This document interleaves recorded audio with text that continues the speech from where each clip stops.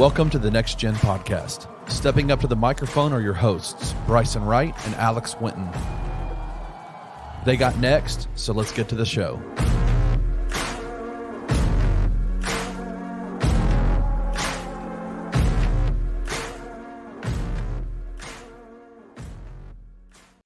Hello and welcome into the Next Gen Podcast here on the Bluff City Media Podcast Network.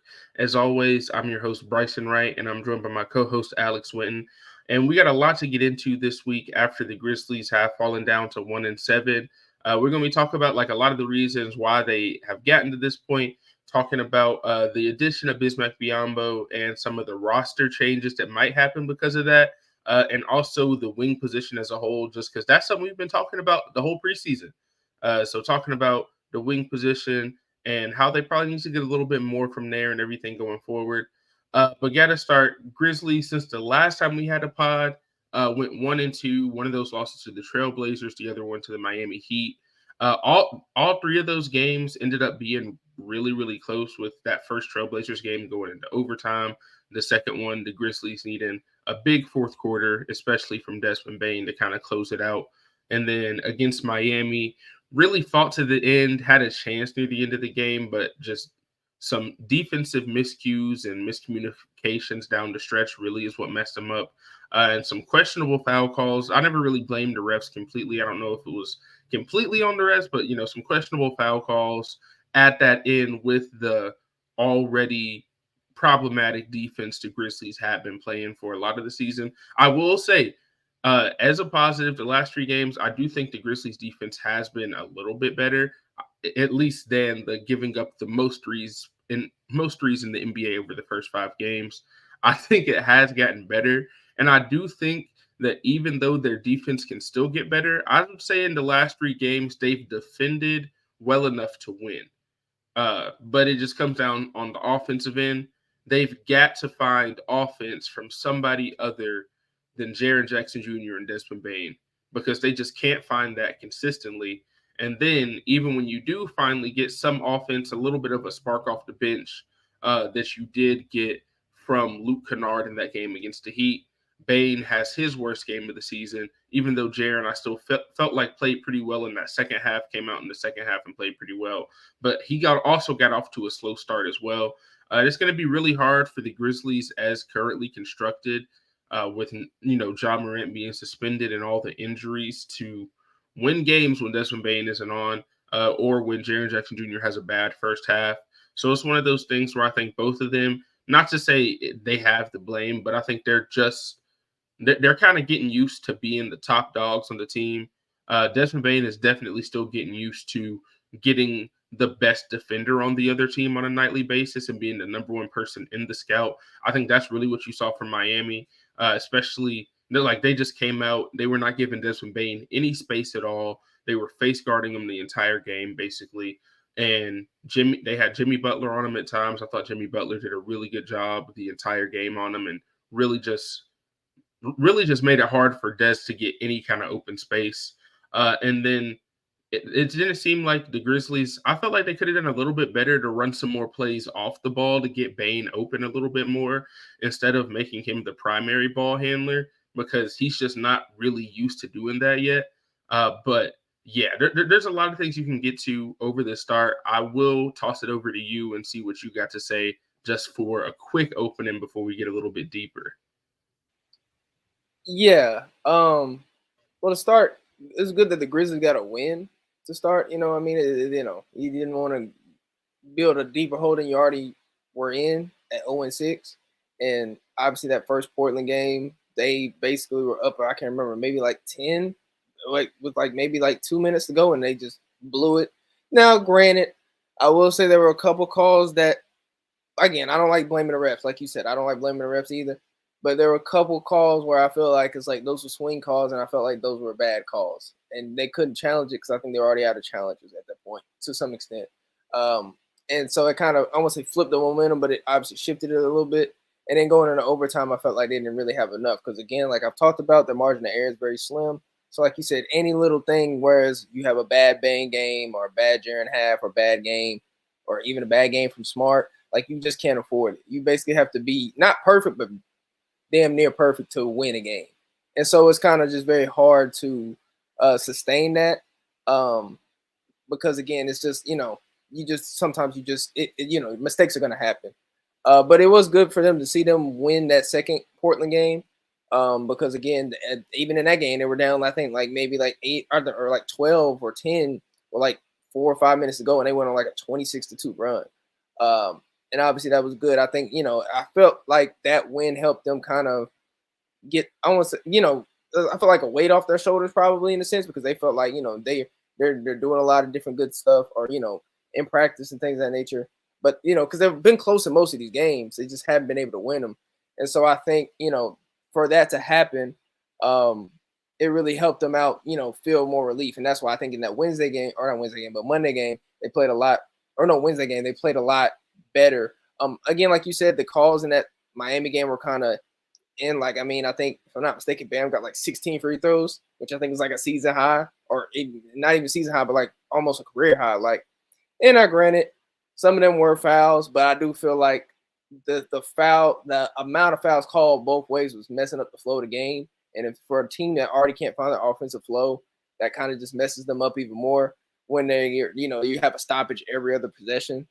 So I felt like that kind of just messed them up. And also, like you said, the main thing I'm going to keep saying is just offense. Like, defense has been fine to me. I think the defense there really hasn't been any problems. They haven't really been getting killed on the boards. Like, maybe they'll get out rebounded, but it's only by like 2 or 3. It's not really a big deal. But the problem is, and they're forcing turnovers. Smart averages like 3 steals a game. Bane averages like 2.5. Like, they're getting stops and stuff like that, but they just do not have enough offense to get it done. Like, they're still, I think, 20 or 30 or 29th in offense. Like, you just like, and I think they've only scored like 110 points like one time. And I think that's the one time they won. Like, you know what I mean? Like, you're just not gonna win many games. As simple as that to withstand all this. Like, you can defend all you want, but you have to score points at some point, at least at an average competent rate. And they're doing it at a below average rate, whether that's from a point standpoint, a percentage standpoint, it doesn't matter. You could go look at a line and they're probably close to bottom half of the league in all of them. What is 3-point percentage, field goal percentage, like, so they got to fix that, or else they're going to continue to be in this hole.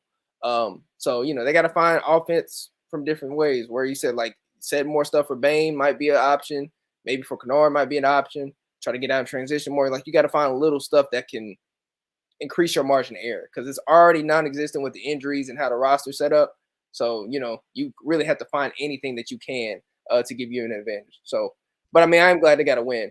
But again, they still have a lot of work to do to get to where, to get back into the picture of play. They're 1-7, and I think 14th in the West.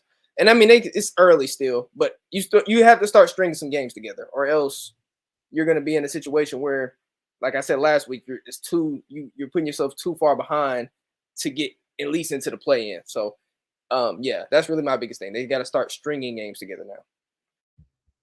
Yeah, for sure. And I like what you said, because like I said, opening up, there have been a lot of issues defensively throughout the season, I feel like, but I do think they have cleaned it up a little bit.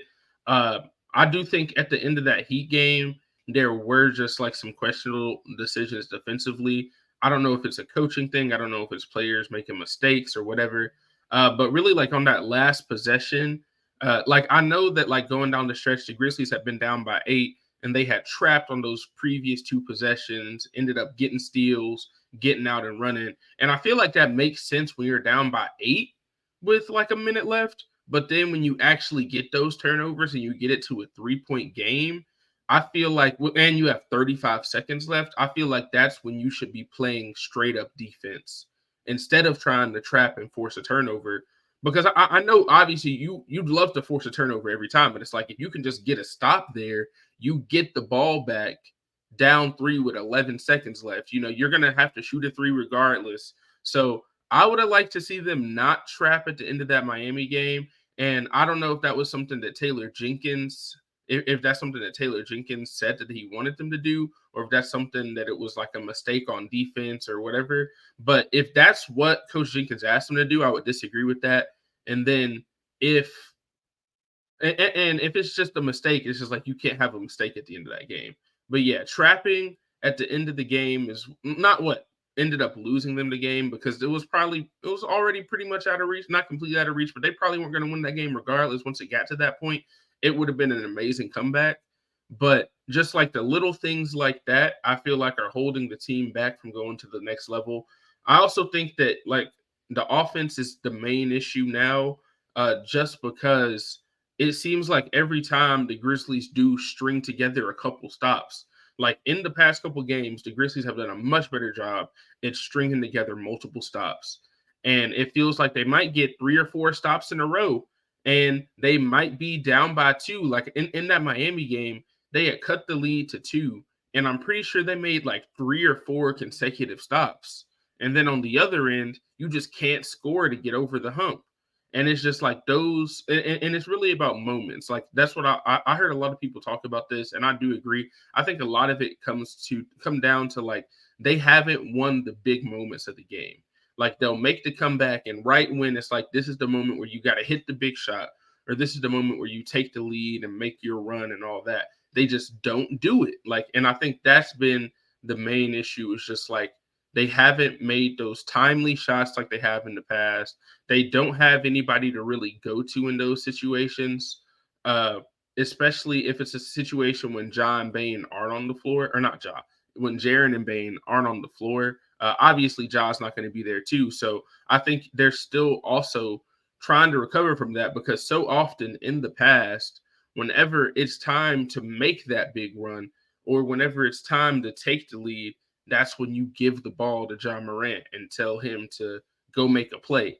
And they've relied on that a lot, and they can't rely on that right now. And I think it's kind of uncovering some of the issues that they have just overall, not just with injuries, but with some coaching decisions and other stuff as well. I think Ja covers a lot of that up, and I think without that, we're starting to see some other stuff come up to the surface a little bit more. Well, yeah, I think that also goes to the point I was trying to make last week. Is like, again, like everybody gets a blame in this, right? Like I always said, but you got blame pies, and that's why one of the biggest reasons why I said is like the whole that climate thing is because you said, like, again, like even though Ja's been out, a lot of this, like I think somebody brought it up to me, but Ja could be hurt and we still have the same issues. It's just that Ja's being out, him being a suspension is what hurts. Like it's not an injury, but even then, like you said, he masked up a lot of things that would still be a problem anyway. Like even though Ja would be playing, or you have Ja go get a bucket, you still would have a lack of shooting. You know what I mean? Like everybody, I'm not gonna say everybody, but if you go look at the Grizzlies shooting percentages, like the only really good two are like Jaren and Bane is shooting, I think, 33% from 3. Like that's low for him. And now, granted, there's a lot of context behind why he's shooting that low percentage right now.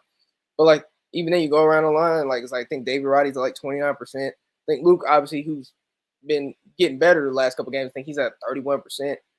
Like and you see a lot of low 20s or like high 20s, low 30 percentages, and that's just not going to work. So I think at least from the offensive standpoint, like you just got to get more players that can score, because I think with Jenkins, like again, he does.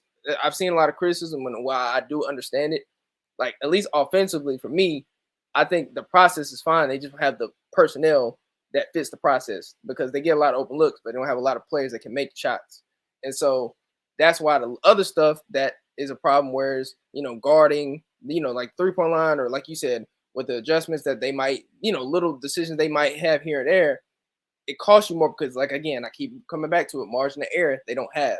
Because I think Jenkins, again, talked about it yesterday with I think the Bam adjustment, talking about, like, him getting, he got a lot of good looks.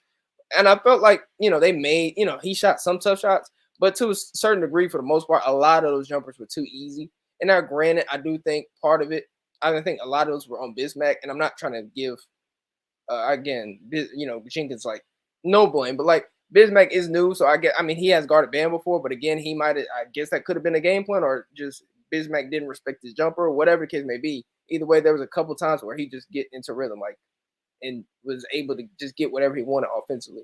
But yeah, I just think that they really don't have, like you said, the margin of errors, or like the stuff they have to clean up stuff. Like their process in terms of how they get their system together has to be faster because I think I said it last week with Sean Coleman, like they gave up a lot of threes, but they always do that at the beginning of the year, and then they somehow fix it.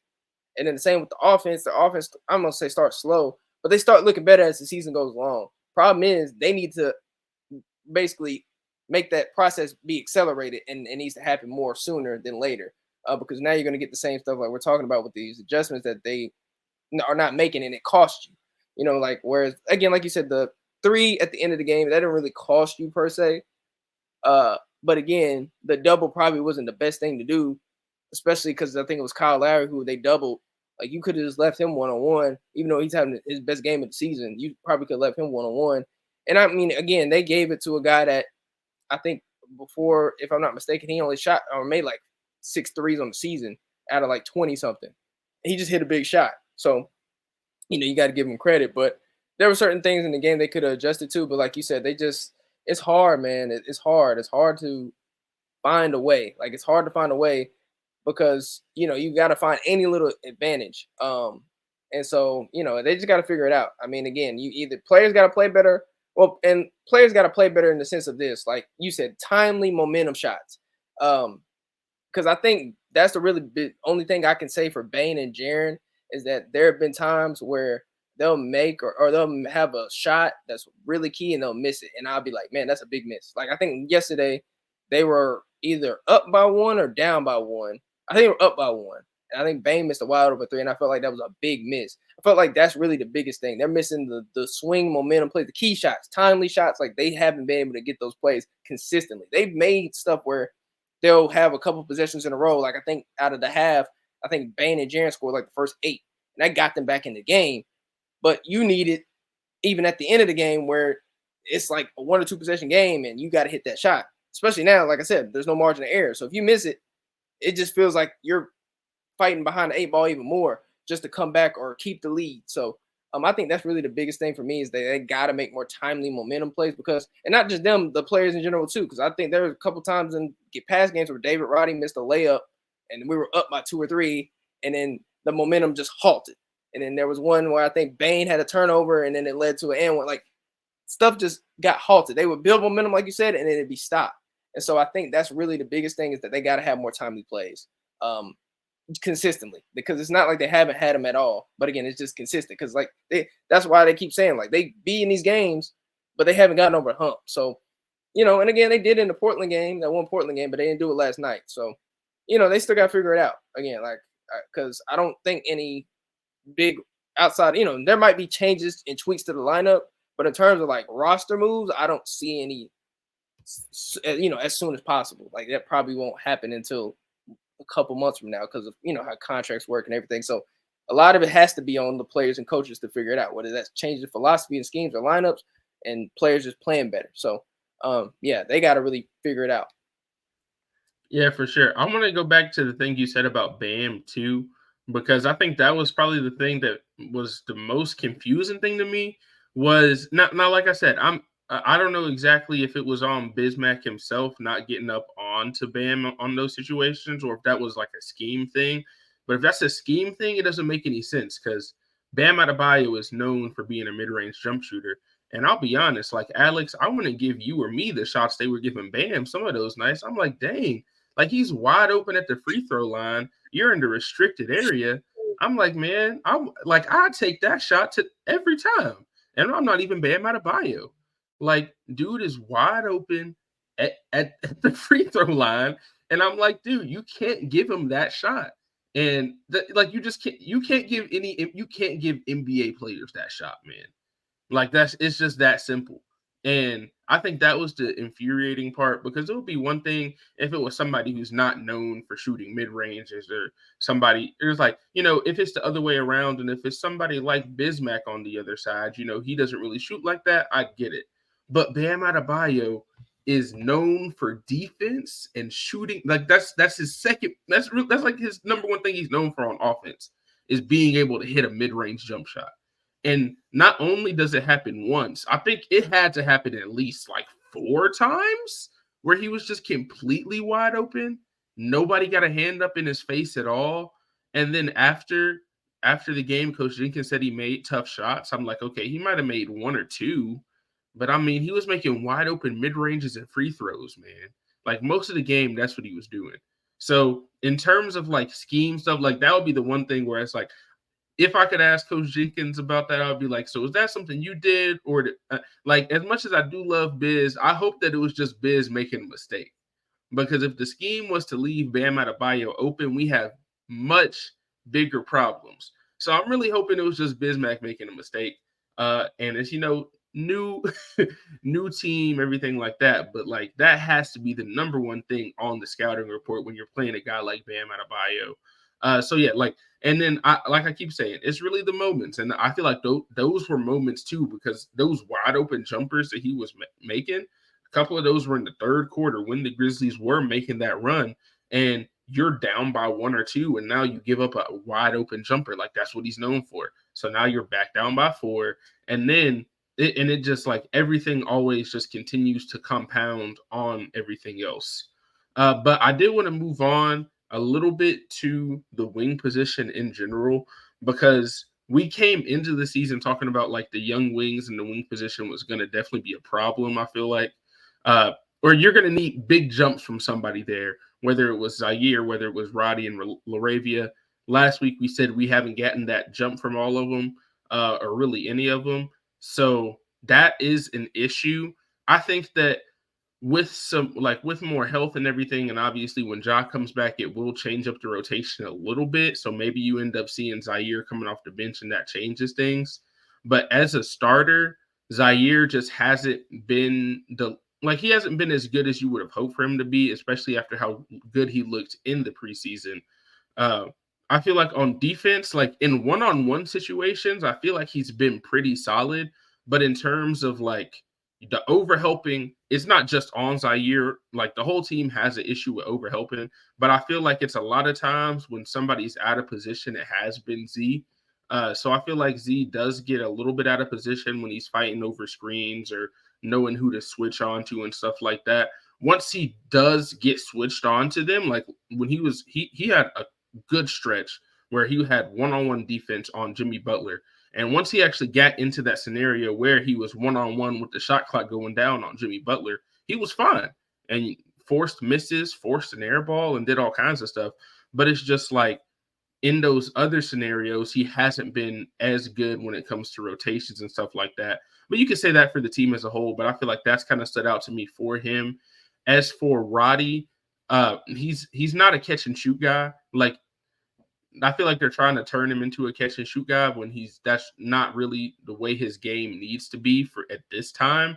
I don't think he's a consistent enough shooter for them to kind of just sometimes put him in the corner like that. I have liked a lot of what Roddy has done when he either puts the ball on the floor and finishes through contact, and when he gets to that little turnaround, mid-range, close range thing. Like when he gets into that kind of stuff, he looks a lot better on offense.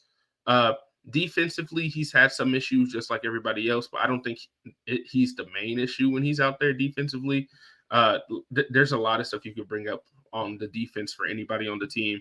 But yeah, I just feel like when he hasn't been asked to be like a straight catch and shoot player, he's been okay, at least on offense. And then as for Jake, like I said last week, I know he hasn't been playing. I think the biggest thing that shows the level that Jake has been playing at is that the Grizzlies are down all these players and he still hasn't been getting minutes. He was getting DNP coaches' decisions.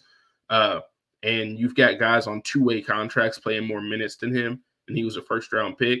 And that's not something that the Grizzlies have done in the past. Like last year, when Jake was healthy, they did everything they could to at least get him in the game. So I think that just kind of shows where the coaching staff in general is on Jake right now. Because when you have all these level of guys out, and the wing position is one of your positions of need, and he still isn't getting minutes, I think that just shows you that he's not ready right now. So we'll see what they decide to do when it comes to if they're going to move on or if they're going to send him to the G League. I know he's probably going to play a lot in the G League, a little bit more.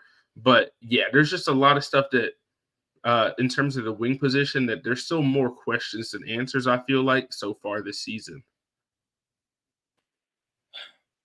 Yeah, there's a lot of questions, and again, I'm gonna sound like a broken record, but it all falls back to the man who makes the decisions, Mr. Zach Klavin himself. Because again, I mean, I said it in the offseason. I think I said it here.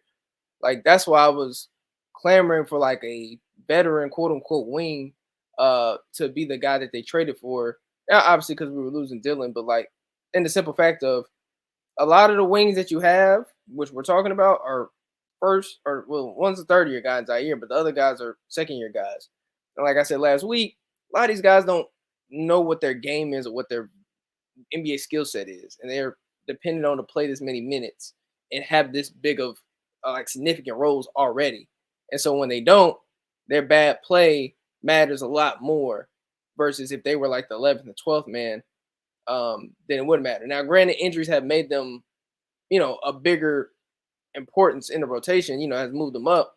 But that's been my whole point is that you've had too many of those guys, and you're dependent on too many guys um, that that still need development. Now, granted, a lot of these guys were productive, but again, here, at least from the wing issue, they just need to make more shots. That's really my main thing, and the defense is going to be what it is. Zaire obviously has had some off-ball lapses, but it's not been bad enough to where I'm like, okay, like like I mean, or I'm like, oh, he can't play in this game. Like maybe one, it was like that one Portland game. I think the second Portland game against Sharp, like that was a bad matchup. But like outside of that, I wouldn't really like, okay, like he's been bad. I will say his shooting has fallen off. So has Roddy's. I think Zaire's only shooting 31% right now from three, and then Dave Roddy's shooting 28%. And that's just really not gonna get it done at all. Like they got to be more mid 30s. Because again, from that spot, most of them they're gonna get. I'm not gonna say the bulk of the shots, but like especially if defenses are gonna key in on Bane and Jaren, and even Smart at times when he's dribbling, penetrating, those guys are probably gonna be the beneficiaries of open shots. And so, as simple as I continue to keep making it, they just gotta knock them down. And so I just think, like you said, with Roddy, he's been better at scoring at times. I do think the finishing can still be really inconsistent. Even though I have like some of the mid post stuff, which I think that was in his college film from what I remember.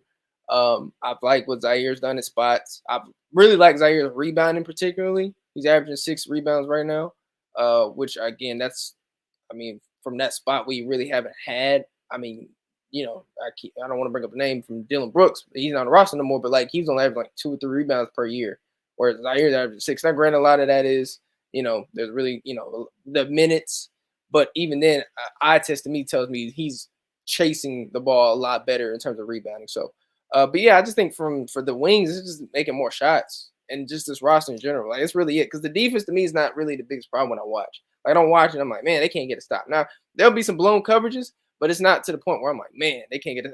For me, it's just about making shots. Can you make shots or not? It's as simple as that. I know, maybe y'all might want to drag that explanation. No, I don't really got nothing. Just make shots. When they make shots, it's gonna make this team a lot better. And when we saw Roddy, I think have that one good game, the offense flowed a lot better. I think he had like 14 points. I think it was the first Portland game he had like that many points or something like that. It was like 12 to 14 points, and the offense looked a lot better. And I think that was without I think Santi that game. So you know what I mean. So I think they just really got to make shots, man. That's really it. And those two in particular. And as for Jake, um, it's like you said, it's self-explanatory. If you're not getting minutes and you got G League guys or two-way guys getting more minutes than you, then it's kind of looking bleak. Now, granted, they've done this before with other people send them down. I mean, we saw Tillman get sent down like last year, and he was in his like third or fourth year. I don't know the timeline, but either way, he was a guy that you usually don't send down to G League at that time. So they've done it before, but like with Jake, yeah, it's just tough. I mean, again, because then again, I think the thing with him is his whole value, not whole value, but actually probably his whole value. Same with Luke. It's like you're shooters. You're supposed to be hypothetically shooters, and if you're not making shots, what are you offering? Not to say he can't offer anything rebounding wise or defensively, and getting steals and blocks, but I don't think that's his main thing because he's still slow footed. He still fouls a lot. That's really a problem. He's been fouling a lot when he does play. So that's just putting you in an even worse spot because now the more fouls you get, obviously you're gonna get in the bonus quicker. So yeah. I just think that's the part of the problem. They just got too many young guys at that wing spot that they're trying to depend on, and I mean they got to make more shots. But again, the roster as constructed is making them be independent on. You know what I mean? Like Zaire hasn't been that bad to me, or Roddy's had his moments, but these guys haven't been like terrible, terrible. But it's the fact that we are depending on them more than what their skill set allows them to be dependent on right now is the problem. And so, yeah, I just think they haven't been particularly great. They got to be better. But again, that's just the whole team. But from that spot, they just got to make shots, man. That's as simple as that. They make more shots consistently, the offense will probably look a lot different. Like it'll, like I promise you, like a couple. And I'm not saying they got to make 6 threes, like like Zaire didn't have to make 6, 7 threes. Just like 2 or 3 a game would boost this offense tremendously at times, especially if they're timely shots. Same with Roddy. So yeah, that's really what it comes down to in my head. Yeah, for sure. And obviously, when it comes to the wings, I do want to I don't know if we should add Marcus Smart into the wing conversation because I know he's shorter, but I feel like once Ja comes back and because one of the issues is Marcus Smart is not a point guard. Like I think that's what we've kind of seen. Like he's not a true point guard.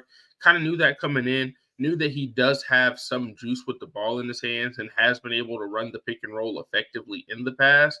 But there's I feel like he isn't just a true point guard, right? And I feel like adding him and making him more of like a wing player who's like a secondary or even tertiary ball handler will help the wing position a lot more when Ja gets back. But since he's been having to basically be the point guard on offense and then on defense he's guarding it's not always a wing player, sometimes he's guarding guards, but I think that on defense he really can help the wing position a little bit out.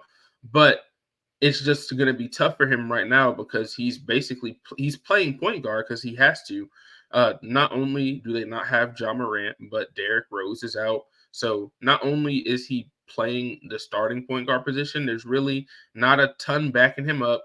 I think Jacob Gilyard has been okay in his minutes, but I feel like once Marcus Smart is back to his true position, which is as a wing, I think it will help a little bit more, or maybe not as a wing, but like as a guarding 2s and 3s a lot and being out there with other people that can handle the ball, I think is going to help him a lot. I know, Alex, you're going to say that you don't like short wings, and I get it, but like at this point, it's just like what has to be done, man. Like that's just what they're gonna have to do because they just don't have anything else. Like they don't have enough besides that. Like that's really their only option whenever Ja gets back. Now I know that some people have said that maybe Zaire should still start and bring Smart off the bench as a backup point guard or whatever, but I still I'm just not sure if even as the backup point guard, that's the role you want Marcus Smart to be in, just because I feel like he has struggled a little bit when it comes to like handling the ball and turnovers and stuff like that. And he hasn't shot the ball super well to start the season. So I think maybe moving him to like a more natural position where he's not the main ball handler would be good for him. But it's just hard for them to do that right now because they don't really have anybody else that can play point guard besides Smart and Gilyard, even though that's not Smart's main position. Yeah. So I feel like Smart started the season particularly well. I think it was like with the first 3 or 4 games, but I feel like the last probably 3 games have been like, I won't say falling off a cliff, but I think because of how, like I keep bringing up how the roster's set up and in terms of the injuries and how it's constructed with the lack of offense, the stuff or the games that he's had and the shots and maybe the turnovers are more magnified because again, there's no margin of error.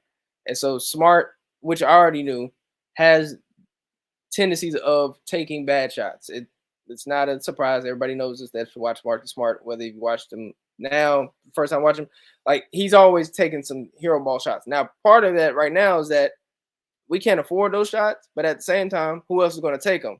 So it's kind of like, like I don't really, like there was a couple shots I think he had last night where he got into the mid post and he took like a fadeaway, and I'm like, well, we could maybe got a better shot. But then I think about it, I'm like, we probably couldn't have got a better shot at that point. And so it's like, you got to give or take. And then on top of that, in terms of him being a main point guard, yeah, he's not a true point guard per se, obviously.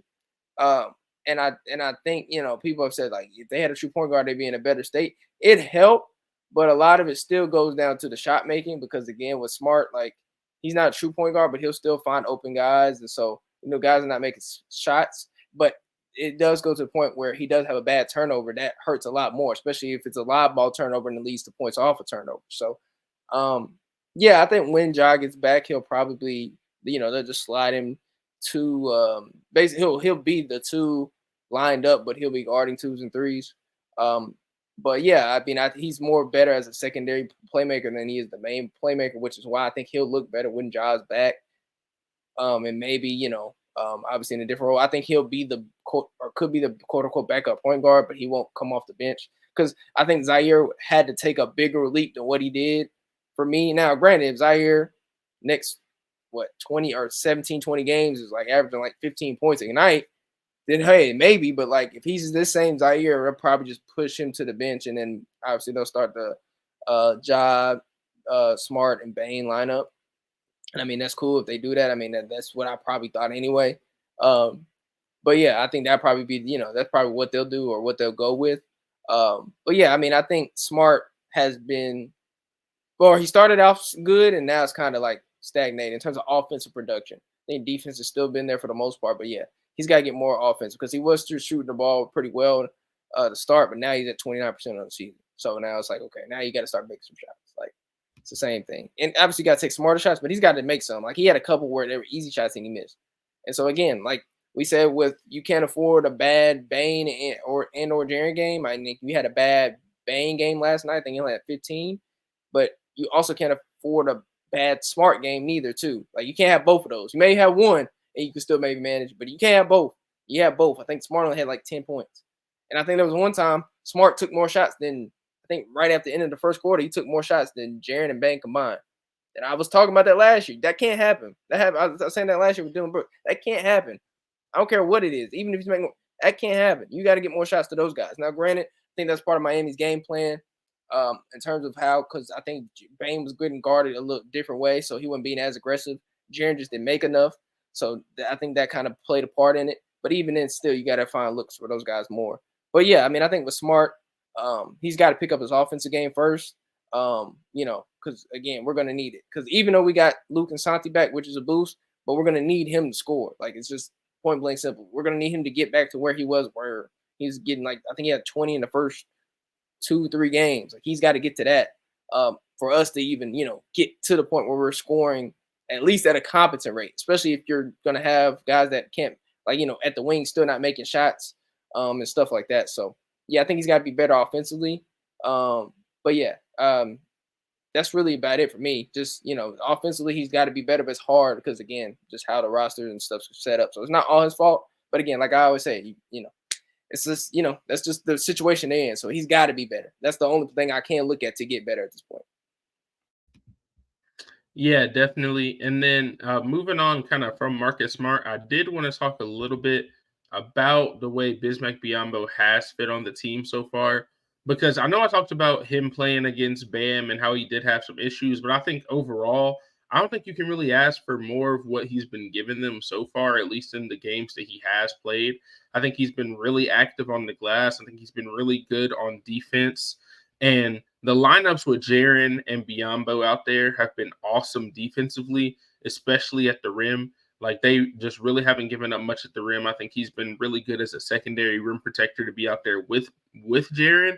And, I think there was even sometimes where it's like Jaren and Biyombo have been going up at the same time trying to block a shot. And it's just like, you're not going to get past that.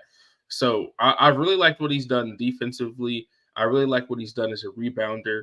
And I think we've also seen a little bit more of what he could do as a passer.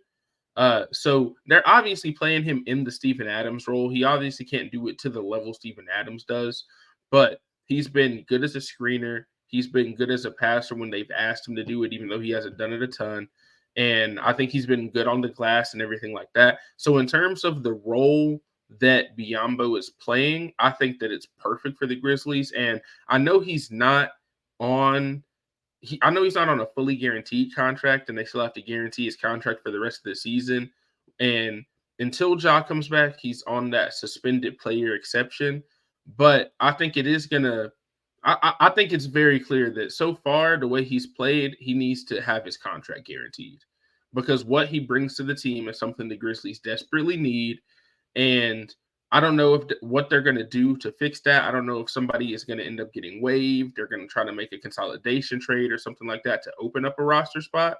But I think it's very clear that based on how he's played so far and based on the injuries they've had as well, that Biyombo probably should be on the team for the rest of the season, or he should at least be guaranteed for the rest of the year so that they could maybe use him in a trade or something later in the year. But I think that even that, I feel like you get more value out of him playing if he plays the way he has these first couple games. Obviously, we're going to keep evaluating that going forward and everything. But I don't think there's any doubt in my mind that the way he's played to start, he should have that contract guaranteed. And if he keeps this up, I think he's going to be a big part of what this team is going to be, especially when Ja comes back, because I think that everything that he does will also kind of be I think it'll be even better when Ja gets back, just because instead of setting those screens for Marcus Smart, he's going to be setting those screens for Ja Morant. And it's just going to make everything look even better when he's out there. And I think we've also seen him be a little bit better offensively than I was expecting. Granted, he hasn't really taken a lot of shots, which is not what you're asking for him. But in that Heat game, I thought he did a good job as a roller, did a good job getting really in the dunker spot, getting some good dunks and everything like that. Even had a nice little hook shot from probably about maybe like 8-9 feet out that I thought was pretty good too. So it's nothing like too fancy with him, and you're not asking for him to do that. But if he's gonna go out there and get you 8-9 points and 10-11 rebounds every night, like that's exactly what you're going to need from him. And I think he does also add an added layer on defense, just because him and Jaren both out there has been really good defensively. So I think that so far, the way that he's played, I think he's definitely going to get his contract guaranteed, like I said. But it's gonna be interesting to see what they exactly decide to do, and whether, like I said, whether somebody's going to get waived, somebody's going to get traded, because they're going to have to open up a roster spot for him based on these first couple games. Yeah, I've been pleased with Biyombo's play. Obviously he didn't play in that first game. Well, I mean the first game he was available. Like they played him like Jenkins played him like 2 seconds. Jenkins was trying to troll for I guess whatever reason. Put him in. I think at the end of the third quarter. I it's just funny to me. But again, I kind of get it because again, this first game he probably didn't understand the terminologies of what they had going on, schemes, all that. I get it. But again, the last 2 games he's been really good. Like that first game, I think he had like 8 points, 11 rebounds, and like 2 blocks. Like he was really good. And again, shout out to my boy Sane. Shout out to Anthony Sane. I think he said it a couple weeks ago, or what? I think he said it right when the Adams injury happened. But basically, when you have a guy that can rebound, set screens, and play defense at that position at the center spot, usually, or at least they might not have all of that, but if they have at least 2 of those things, you're usually good. That's what history has shown, at least in this era of basketball. If you have that center next to Jaren, then you're usually all right. And that's kind of shown. I felt like they've played together well. But I think the different dynamic that he offers is like what you talked about. It's like the rim protection. Like he actually is a rim protector.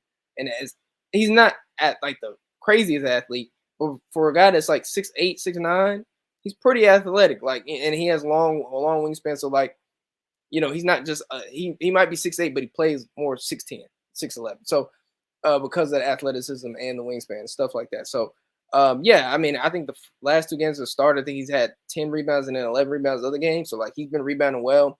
Obviously, I think he's had some fouls here and there. And again, offensively, I'm not expecting too much. Like that's not his game. Like he'll drop the ball a lot at times if you don't hit him with a good pass or something. And that happens. Like I expected that, but he knows his role. That's why I keep talking about players, NBA role players. Like just having competent role players helps out, because with him, he knows his role and he won't get out of his role for anything. He's not going to shoot no threes. He's not going to take 5 hook shots a game. Like he knows what he does well, and so that helps them, especially for a team that needs anything that can create more margin of error. Like so I think he had a couple big offensive rebounds the last game, and I think that will continue to happen. He had a couple big dunks, couple big plays, like stuff like that. Little momentum plays is going to help. And like you said about the contract, I really think, yeah. Obviously, we'll get into that another time whenever it gets up here. I mean, I kind of have an idea what they might do. Me just guessing. I don't know anybody in the front office, obviously, but like I kind of have an idea what they would do. Like I'm pretty sure they're going to keep him. I don't think they didn't sign him just to sign him for 5 days, especially how the roster looks and what you need at that spot. Nah, he's going to stay probably. The only way he doesn't stay is if he got hurt, obviously, and that would be a bummer. Or he just plays that bad, like, fouling out in like 10 minutes or something. But like he's been pretty well. Like if he continues to play like this, yeah, he's going to be here for the rest of the season. If not, be a trade piece for another move they make at the deadline. Because again, that's why they gave him the $5 million instead of like the vet men, because of that reason. So yeah, I mean, I've been cool with how he fits. He fits a need. But again, we still need more. That's great. I like it. I'm cool that they got him, but it's like, hey, we still need more. And that's not saying him. We might need more from him, but we just need more from everybody in general. Because again, he helps, but it doesn't fix the main problem. At least in my opinion, is the offensive part of it. Like he helps get you more opportunities to score offensively, but he's not scoring those points a lot of the time, or he's not taking the threes that you need to be manufactured. So guys like what we talked about with Zaire, Roddy, Smart, like those guys, they got to just make more shots.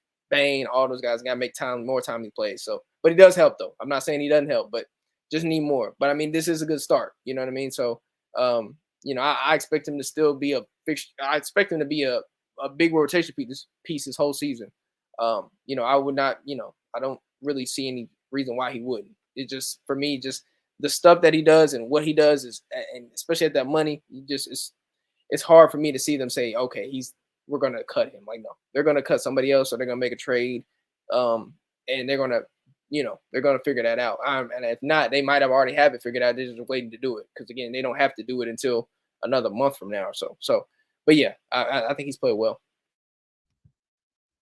Yeah, definitely. And I like that you said they are still going to need more. Obviously, I feel like Biyombo, it was kind of like it fixes one issue that you needed, which you needed a little bit more size and you needed more rebounding. But like we said when they first signed him, he's not going to fix the issue offensively. So I feel like Biyombo was like the first step. And then there are probably still going to be either some more steps, whether that's more moves or just players being better, or like you said, making more shots. But they're going to need more offensively. And I'm not looking at Biz to do that at all. Like that's not his game. That's not what they need from him.